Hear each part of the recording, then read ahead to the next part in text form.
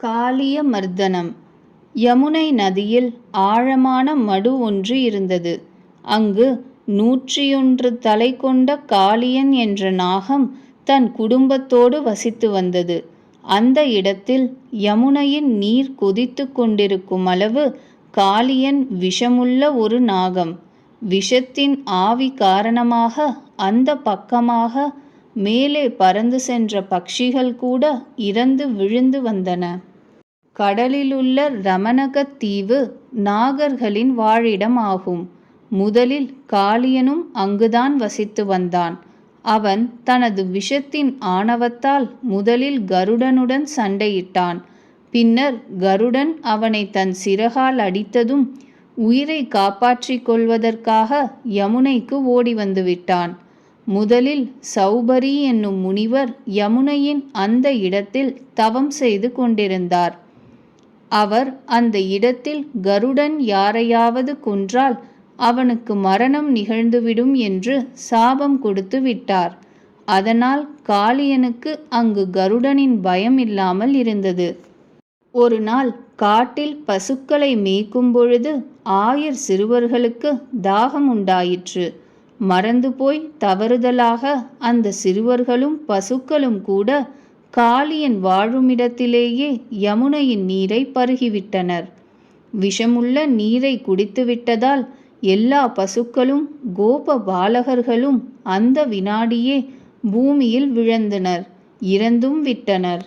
ஆனால் பகவான் ஸ்ரீ கிருஷ்ணன் எல்லோரையும் தனது அருட்பார்வை ஒன்றினாலேயே உயிர் பிழைக்க செய்துவிட்டார். யமுனையின் நீரை எல்லா மக்களும் பயமின்றி குடிக்க வேண்டுமானால் காளியனை அங்கிருந்து விரட்ட வேண்டுமென்று பகவான் எண்ணினார். பகவான் ஸ்ரீ கிருஷ்ணன் கரையில் இருந்த ஒரு கதம்ப மரத்தின் மீது ஏறி யமுனையை கண்டார். அங்கிருந்து அவர் யமுனையில் குதித்து நீந்தத் தொடங்கினார். ஸ்ரீ கிருஷ்ணன் தன்னுடைய இருப்பிடத்தில் நீந்துவதைக் கண்ட காளிய நாகம் நீருக்கு வெளியே வந்தான். அவன் ஸ்ரீ கிருஷ்ணனை தீண்டினான், தன் உடலால் சுற்றி கொண்டான். சிறிது நேரம் வரை ஸ்ரீ கிருஷ்ணச்சந்திரன் மூர்ச்சை அடைந்ததைப் போல அந்த நாகத்தின் உடலில் கட்டுண்டு இருந்தார். விரஜத்தில் பெரிய அபசகுனங்கள் உண்டாயின. மக்கள் அனைவருக்கும் அந்த அபசகுனங்களினால் மிகவும் கவலை உண்டாயிற்று. அவர்கள் வீடு வாசலை விட்டுவிட்டு ஸ்ரீ கிருஷ்ணச்சந்திரனை தேடி காட்டிற்கு வந்தனர். அங்கு நாகத்தின் உடலில் கட்டுண்டிருந்த ஸ்ரீ கிருஷ்ண பகவானை கண்டு அவர்கள் மிகுந்த துயருற்றனர். விரஜ மக்கள் மிகுந்த துயரமடைவதைக் கண்ட பகவான் தன் உடலை பெரியதாக்கத் தொடங்கினார். அதன் மூலம் காளிய நாகனுக்கு தன் உடல் துண்டு துண்டாகிவிடப் போகிறது என்று தெரிந்தது. அவன் ஸ்ரீ கிருஷ்ணனை பிடியிலிருந்து விட்டுவிட்டான். சிறிது நேரம் வரை ஸ்ரீ கிருஷ்ண பகவான் அந்த காளிய நாகத்துடன் நீரில் இங்கும் அங்கும் போக்கு காட்டியபடி நீந்தி கொண்டிருந்தார்.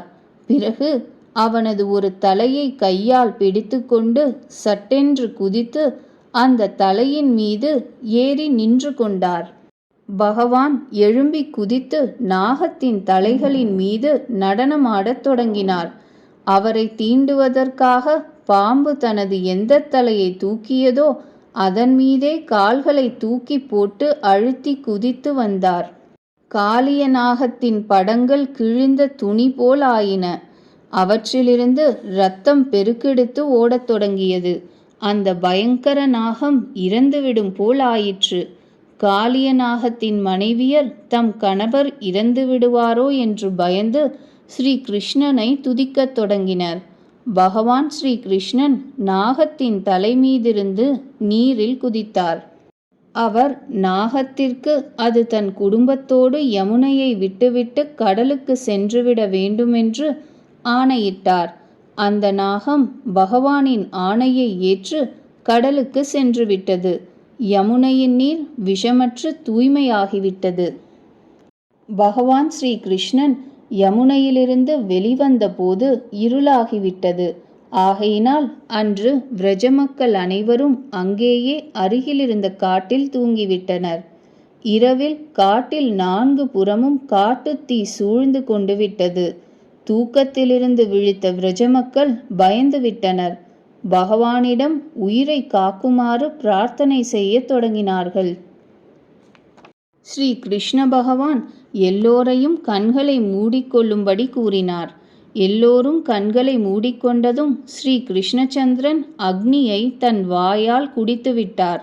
மறுநாள் பொழுது விடிந்த பிறகு மக்கள் அனைவரும் ஸ்ரீ கிருஷ்ணச்சந்திரனுடன் பிரஜத்திற்கு திரும்பி வந்தனர்.